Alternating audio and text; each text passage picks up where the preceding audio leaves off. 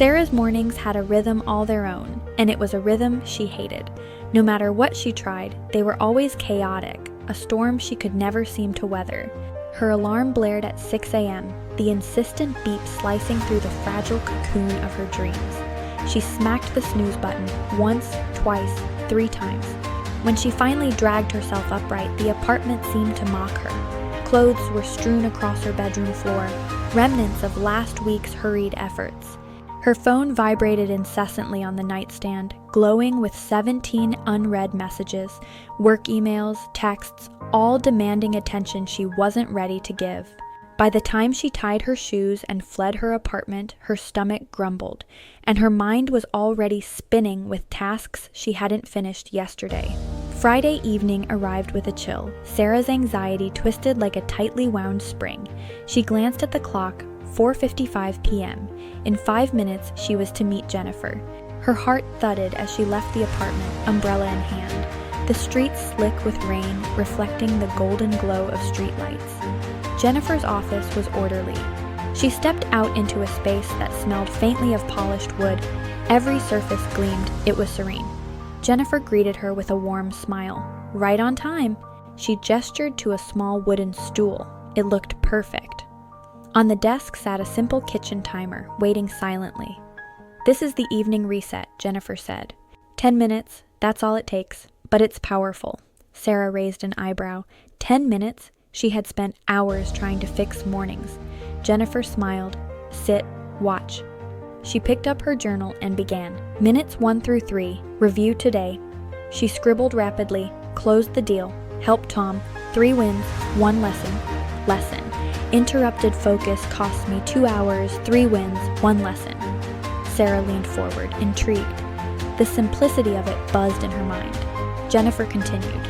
Minutes 4 through 6, plan tomorrow. 3 tasks, no more, client call, review project plan, budget presentation, 3 priorities, not 10, not 20. 3, because your brain can only handle 3 important things a day anyway. Sarah could feel the tension in her chest begin to ease just slightly. Jennifer rose and walked to a closet. Minutes 7 through 8. Prepare the environment, clothes ready, lunch packed, documents in bag, phone charger by bed. Every decision you make in the morning drains willpower. I make them now, when I'm calm. Finally, she returned to her desk and sat down. Minutes 9 through 10. Close the day. 3 things I'm grateful for. 1 intention for tomorrow. That's it. Then I close my laptop. My workday is over.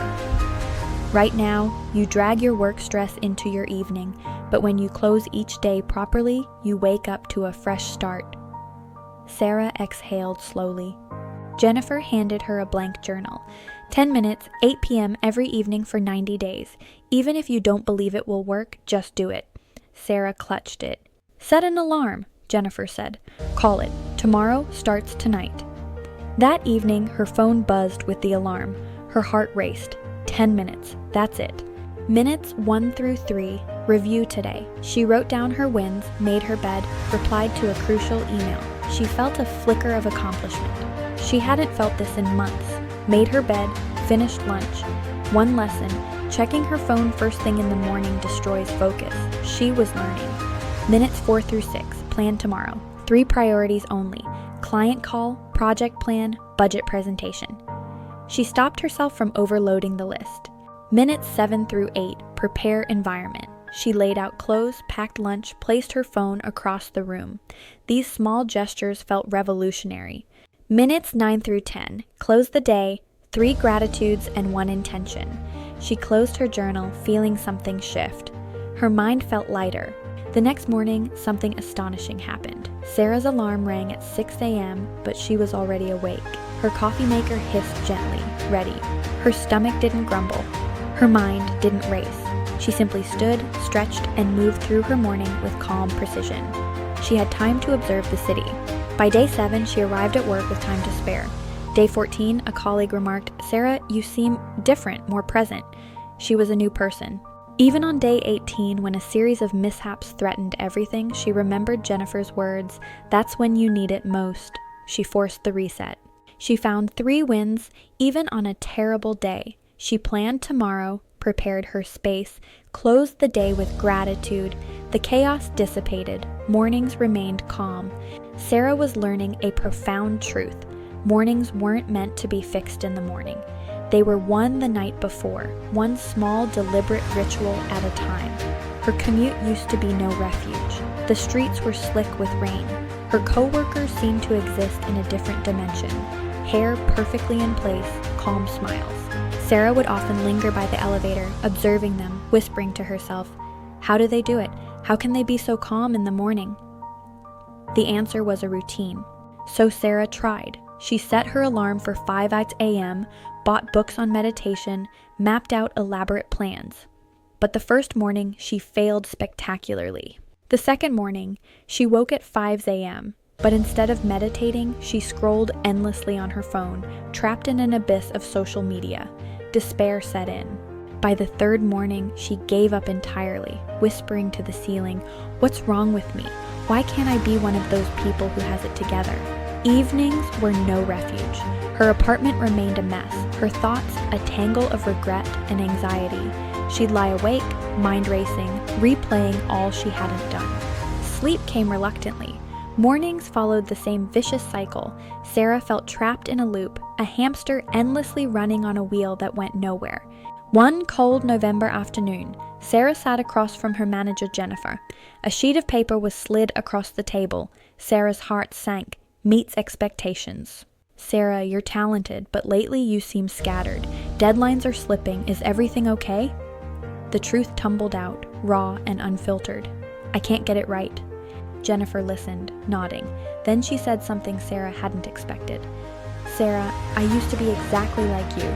The words hit her like a wave of shock. "You what?" Jennifer smiled. "I tried every morning routine. Nothing worked. Until my grandmother told me, 'You don't win your mornings in the morning. You win them the night before.'" Weeks turned into months. The 10-minute reset had become a sacred ritual. Each night at 8 p.m., her phone would buzz. Tomorrow starts tonight. Rhythm and care. The first month was subtle. Mornings felt lighter. The panicked scramble vanished. Breakfast was no longer an afterthought. Her mind began to feel like a calm pond. By day 30, the transformation was undeniable. Sarah awoke naturally at 6 a.m. No groan, no rush. She moved with intention, reviewing her 3 priorities. The panic had been replaced with calm readiness. She even had time for a short walk to the office, savoring the crisp autumn air and the city's quiet hum. But life tested her resolve. One day, disasters threatened to undo everything. A client canceled, a coworker failed. Her day felt like chaos incarnate. She was tired. She wanted to collapse, but Jennifer's words returned. She pulled out her journal. 10 minutes. That's all it taken to reclaim her mornings, even after a hard day. 6 months in, Sarah could scarcely remember the panic. Her colleagues noticed. "Sarah, you're more focused, more present. What's your secret?" She smiled. 10 minutes. Within weeks, 3 more people on her team adopted the ritual. Productivity increased, stress decreased, calmness became contagious, a cornerstone of their culture. 6 months later, her review arrived. Jennifer slid the paper across. Sarah looked down, exceeds expectations. Tears pricked at her eyes. She had changed. 90 days. Her mornings had become a sanctuary. She walked to work under a sky streaked with pink and gold, feeling calm in a way she hadn't since childhood. Sarah's story wasn't about a miracle. It was about preparation, intention, and small actions. Winning mornings started the night before. Tomorrow starts tonight. So I challenge you. Take 10 minutes tonight. Close the day with intention, plan, reflect, prepare. 10 minutes that could change your entire life. Thank you.